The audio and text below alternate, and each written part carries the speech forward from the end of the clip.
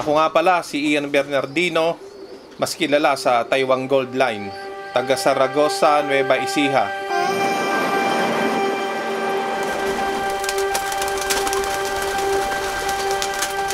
Taiwan Gold, bali si Taiwan Senior. Gold kasi yung nasa may singsing nun, yun sa may loob. Ngayon nakita nung anak kong lalaki, Papa Eka, gold kung ganon. Nasunod ko na yung Taiwan Gold. Tapos, ayun nga, na-vlog ni Racing Pigeon, nagtuloy-tuloy hanggang sa sumikat na Taiwan Gold. Kaya may Taiwan Gold TV na, ayan. Tinuruan tayo ni Racing Pigeon. Nung bata pa ako, nag-aalaga na rin talaga ako. Mag-ibon, meron pa nga ako nahuli sa kasal, yung kulay puti. Talagang inaalagaan ko hanggang sa nahiligan ko. Nagsimula tayo ng 2012 ng Payarina halos. Pero talagang ang naging race natin 2013.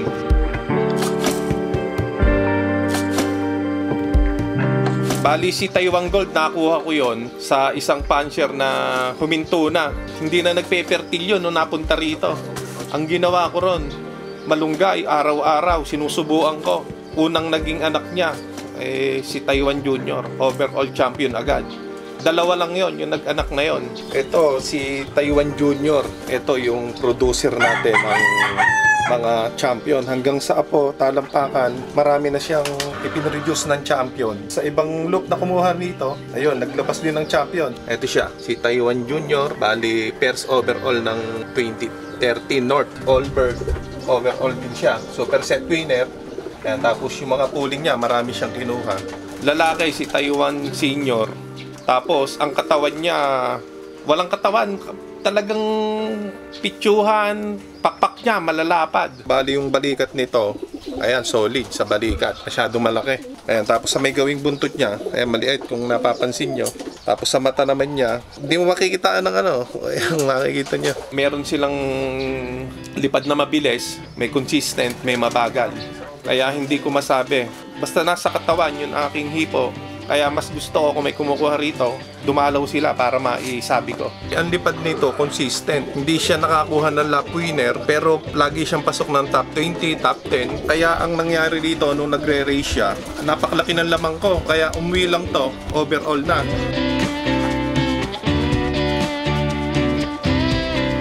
Sobrang lakas ng ibon na to. Bali, nung last lap, nag-aano pa siya, nag-aayos pa ng mga balahibo niya para bang hindi lumipad ng aparito. Halos lahat ng club, tayo contender. Nakakuha tayo ng Mio, ganon. Tapos mga appliances showcase, saka yung mga nasa loob ko, yung mga dining, ayan. Kaya sa pag-iibon, may pakinabang na, naliligayahan ka pa. Si Peter C naman, nakuha ko yon sa isang puncher din ng mga naghinto. Si paring Alan, doon ko nakuha, salamat. Yan si Peter, ito na may kinuha niya. Second overall din siya ng Norte. Magkasabay sila ni Taiwan Junior. Ang palatandaan ko naman dito, pagka yung naglabas siya ng may puti rito, ayan. Kumbaga, sa tagal ko na rin siyang hawak, ini-stack ko siya. Ganun sa sinasabi ko sa inyo, pagka kung merong ganon, kung kaya niyong tiisin na wag na ilipad, i-breeder nyo na lang. Katawan niya, yung bang parang katawan native na wala kang masabi. Match sila ng ni Taiwan Junior. Naglabas na rin to ng overall champion na 7. Nandito naman siya, si Taiwan the third. Nasaan ba yun?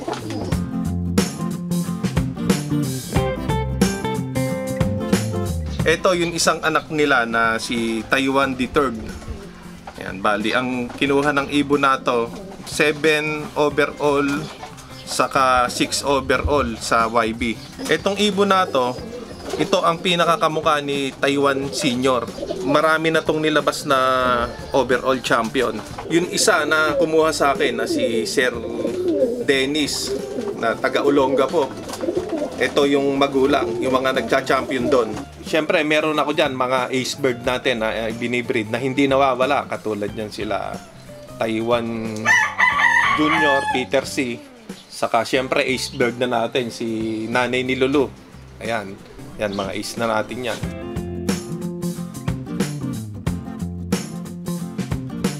Ito si Lulu, first overall ng 2022 South. Tapos lap winner pa siya ng last lap San Margarita Samar. Ito siya. Kumbaga yung kinuha niya, double club yan sa isa, second overall, tapos sa isa first overall siya. Ayan, yung dalawa hindi nagkasya. Etong ibon na to, 10 sila na player ko. Hindi to pansinin, talagang di mo akalain na magcha-champion. Sabi nga nung mga nanonood sa atin, Sir, secret weapon mo pala si Lulu. Yung katawan naman niya, meron siya kasing pityo na hindi yung bilog na bilog. Hindi kamukha ng katawan nila Taiwan Junior, nila Peter C. Kumbaga, may pasok na rin kasi ito na Pudyoka ni paring James na nagpangalan dito si Sir Dennis. Speed nito mabagal, yung consistent, talagang wala to sa standing. Talagang nandun lang siya sa gawing gitna. Ngayon, syempre, nung last lap, hindi ko inaasahan na uuwi siya ng 4:45 pa yun ng hapon. Nung nag-awarding, hindi ko alam na lap winner pa pala siya sa isang last lap ng San Margarita Samar. Ang linyada naman dito, bali line breed na halos ang inilalabang ko. Pagka yung inbreed, yung balik sa tatay, balik sa lolo, hindi maganda yung nagiging performance. Pero pagka yung kunyari magkapatid sa ama, iba yung nanay, nalalakas yung ibon. Kaya halos ang nililipad ko ngayon, puro line breeding. Itong ibon na to, talagang swerte rin. Nung nag-champion to, ayan, nakabili tayo ng lupa, bali 500 square meter. Kaya mga newbie, ayan, pwede kayong mangarap sa pag-iibon. Talagang nag-i-enjoy ka na, nakakatulong ka pa sa pamilya. Ito yung nanay ni Lulu. Ang linyada naman nito, anak to ni Taiwan III. Kaya yun, naglabas siya ng overall na si Lulu. May nagpasingsing sa akin, ayan, bali naka BFRC, marami pa kasi gagamitin ko ulit ngayong South. Ito naman yung tatay niya, nanggaling naman to kay paring James, Red Rose Loop, ayan. Ang linyada naman nito, Pudyoka niya, yung mga old line niya ron. Sa dulo, talagang maaasahan mo rin siya. Tapos na i-cross pa natin sa ating mga ibon. Yung nanay niya masyadong malayo na yon. Anak na ni Taiwan III yun. Kaya kung ibig sabihin nasa talampakan na siya kung magsisimula tayo kay Taiwan Gold. Itong ibon na to, nung pumari siya sa nanay ni Lulu, hindi ko inaasahan kasi ipinakawalan ko lang dito, nagpari sila. Yung unang anak nila si Lulu, overall champion. Yun ang hindi inaasahan na pagbibreed. Ito naman si Alan, bali 2018, second overall din siya, YBOB. Ayan yung mga kinuha niya. Meron pa tayong hindi na babanggit, si Brown Knight. Talagang solid yung naging lipad nito. Kumbaga sa akin, mas marami silang nakuha na Grand Pooling, Appliances Showcase, Motor, Basco Batanes, 4th overall, Babuyan Island, 3rd overall. Talagang maski sa Dawid Dagat, kumakana sila. Ito yung isang linyada natin na si Brown Knight. Marami na rin siyang pinroduce na champion. Bali, champion din to. 5th overall, saka 6th overall. Hindi lang isang race ang nilipad nito. Dalawang sunod na taon, 2012 saka 2013. Yung anak nito nakakuha rin ng Mio, mga super set winner. Tapos nag-anak na rin to ng second overall champion ng South, si Tisoy, saka Basco Batanes, 4th overall. Back to back, kumbaga mga kalapatid, sa mga pinoproduce ng ibon na to.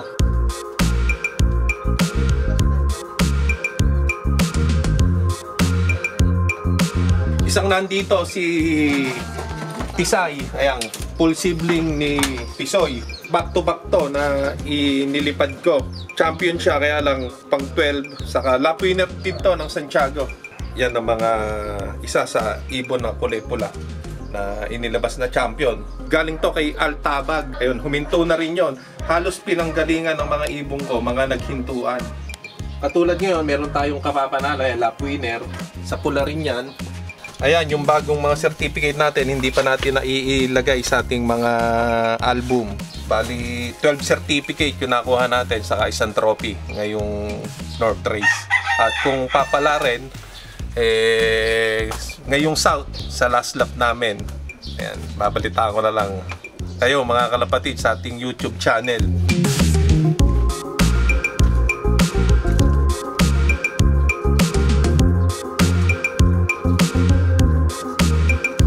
Kung makikita nyo naman yung ibong ko rito, hindi naman ganun karami. Nung una nga, yung breeder ko lang, 10, 5 pares lang.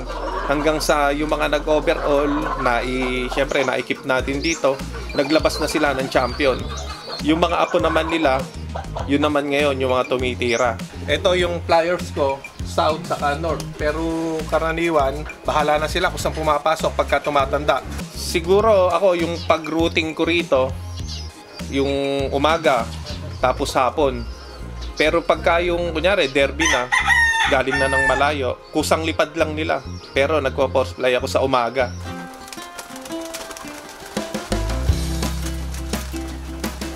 Sa toast naman, yan ang pinaka-importante. Yan ang huwag niyong iwawala, mga kalapatids. Talagang toast, yan ang secret. Hindi basta-bastang toast. Gagawa kayo ng marker. Meron kayong nakitang tower o kaya bahay na nag-iisa sa bukid.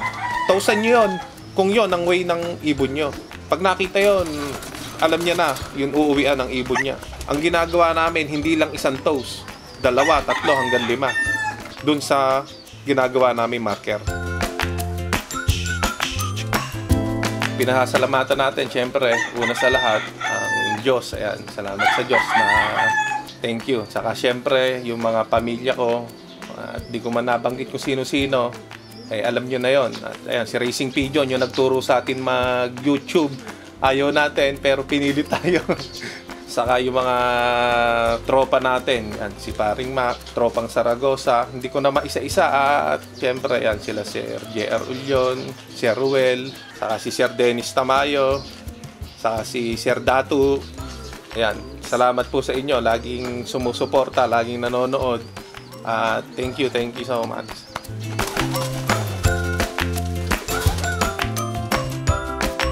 Muli, ako si Ian Bernardino, ang Taiwan Gold Line, taga Saragosa, Nueva Ecija.